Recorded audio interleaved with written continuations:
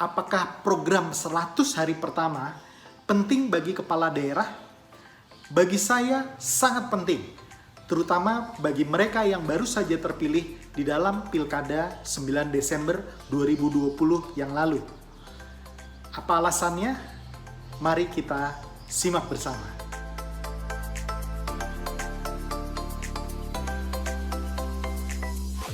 Hai Sobat Politician Academy. Kali ini kita akan membahas mengenai sebuah topik yang menarik, yaitu tentang 100 hari pertama di dalam pemerintahan seorang kepala daerah yang baru saja dilantik. Tentu saja ini bagi mereka yang baru saja dilantik di dalam Pilkada 9 Desember 2020 yang lalu. Bagi Politician Academy ini merupakan langkah yang penting dan strategis untuk membuat program 100 hari pertama. Nanti saya akan menjelaskan alasannya, tetapi pengalaman di lapangan saya banyak menemukan mereka yang kemudian setelah terpilih bingung mau melakukan apa.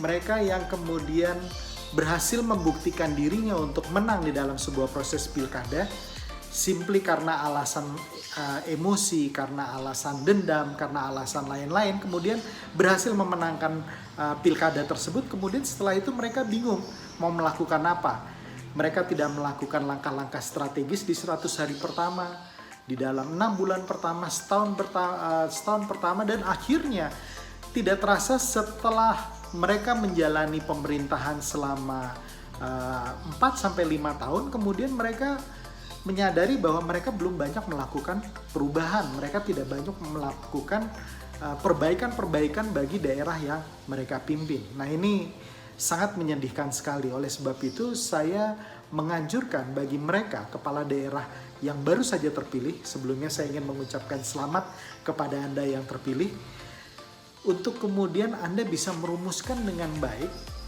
program 100 hari pertama Anda. Karena tentu saja Anda masih memiliki waktu, ya, karena pelantikan akan dilakukan mulai dari katakanlah bulan Februari hingga bulan Juni tahun 2021.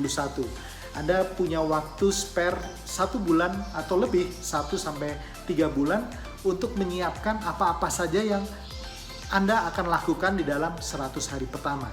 Nah, video ini akan saya buat menjadi 2 bagian. Yang pertama saya akan menjelaskan alasan mengapa Anda harus membuat 100 hari pertama, program 100 hari pertama. Di dalam bagian kedua saya akan menjelaskan apa saja langkah-langkah strategis yang harus Anda lakukan. Ada 3 alasan mengapa 100 hari pertama sangat penting di dalam Anda memimpin daerah Anda. Alasan pertama adalah 100 hari pertama merupakan pondasi yang akan memberikan dasar bagi bagaimana cara Anda memimpin wilayah Anda, bagaimana cara Anda akan membangun wilayah Anda. 100 hari pertama merupakan poin yang sangat kritikal. Karena ini merupakan dasar, ibaratnya kalau Anda ingin membangun sebuah rumah, tentu saja pondasinya harus kuat. Pondasi untuk rumah yang 1 tingkat dengan 2 tingkat atau 3 tingkat, atau bahkan Anda ingin membangun hotel, itu akan berbeda pondasinya. Oleh karena itu, pondasi di dalam 100 hari pertama ini yang akan menentukan bagaimana program Anda berikutnya akan berjalan. Di dalam 100 hari ini, Anda harus menentukan bagaimana pola komunikasi, bagaimana pola perencanaan, bagaimana pola koordinasi yang Anda akan jalankan bersama dengan wakil Anda, bersama dengan tim Anda yang merupakan para birokrat dan juga merupakan penggerak dari program-program yang Anda akan jalankan. Kalau Anda sudah memiliki pola yang baik di awal, maka langkah berikutnya akan menjadi lebih mudah. Alasan kedua, kenapa 100 hari pertama sangat penting? Karena Anda yang terpilih di dalam Pilkada 9 Desember 2020 hanya akan menjabat kurang dari 4 tahun. Hanya akan menjabat sekitar 3 tahun saja, karena 2024 akan ada Pilkada lanjutan lagi. Artinya bila dibandingkan dengan pendahulu Anda yang bisa menjabat sampai 5 tahun, waktu Anda sangat pendek. Artinya waktu Anda untuk membuktikan kualitas Anda itu menjadi lebih pendek lagi. Bagi Anda yang baru terpilih pertama kali menjabat sebagai kepala daerah di daerah Anda, maka tentu saja Anda akan berpikir bahwa 2024 Anda akan melanjutkan kepemimpinan Anda untuk periode kedua. Bagi Anda yang sudah berada di periode kedua, tentu saja motivasi Anda, tentu saja Anda ingin meninggalkan legacy yang baik. Anda ingin meninggalkan warisan yang dikenang sehingga akan bermanfaat bagi Anda dan juga mungkin karir politik Anda selanjutnya. Jadi waktu yang pendek tersebut, sekitar 3 tahunan, harus dimaksimalkan sedemikian rupa. Dan tentu saja miniaturnya di dalam 100 hari pertama di dalam pemerintahan Anda sejak Anda dilantik. Alasan ketiga, kenapa 100 hari pertama sangat penting?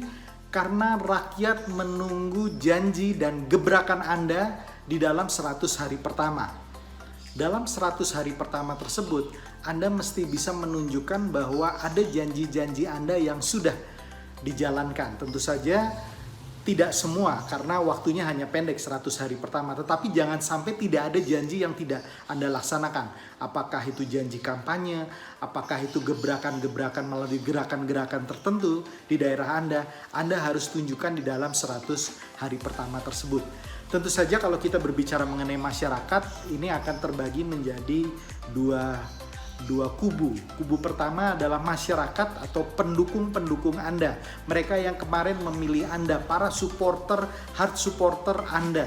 Mereka-mereka inilah yang mungkin di dalam program-program awal Anda harus lebih memprioritaskan kepada mereka. Katakanlah sebagai contoh misalnya wilayah-wilayah mana di mana Anda memiliki suara yang terbesar di daerah tersebut. Nah, wilayah-wilayah ini menurut saya harus Anda prioritaskan untuk diberikan bantuan, untuk diberikan perhatian, untuk diberikan implementasi dari janji-janji Anda.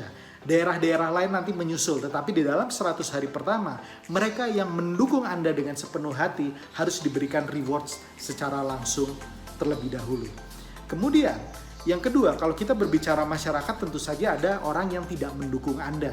Nah, mereka yang tidak mendukung Anda akan menunggu Anda melakukan kekeliruan, melakukan kesalahan-kesalahan, dan juga akan mencatat raport Anda. Apakah Anda termasuk orang yang menjalankan janji-janji Anda, atau janji-janji Anda hanya menjadi janji-janji yang kosong begitu saja. 100 hari pertama sangat kritikal, karena tentu saja mereka masih ada perasaan apakah sakit hati, merasa kalah, merasa tidak nyaman karena kemenangan Anda. Nah, mereka-mereka ini cara membungkamnya atau menutupnya adalah dengan menunjukkan gebrakan dari kegiatan-kegiatan atau program-program yang Anda jalankan. Jadi, masyarakat secara umum menunggu aksi dan gebrakan Anda, baik itu supporter Anda maupun mereka yang menjadi oposan terhadap Anda. Nah, demikianlah 3 alasan mengapa seorang kepala daerah yang baru saja terpilih perlu memiliki program 100 hari pertama. Dalam vlog saya yang berikutnya, saya akan menjelaskan tahapan-tahapan untuk membuat program 100 hari pertama. Apa saja yang dilakukan dan program-program seperti apa yang dilakukan sehingga semua masyarakat, tentu saja tidak semua orang bisa dipuaskan, tetapi sebagian masyarakat akan senang, akan bangga, akan kemudian mendukung Anda di dalam sisa pemerintahan Anda berikutnya. Demikian dari Politician Academy Channel. Selamat berjuang dan salam perubahan.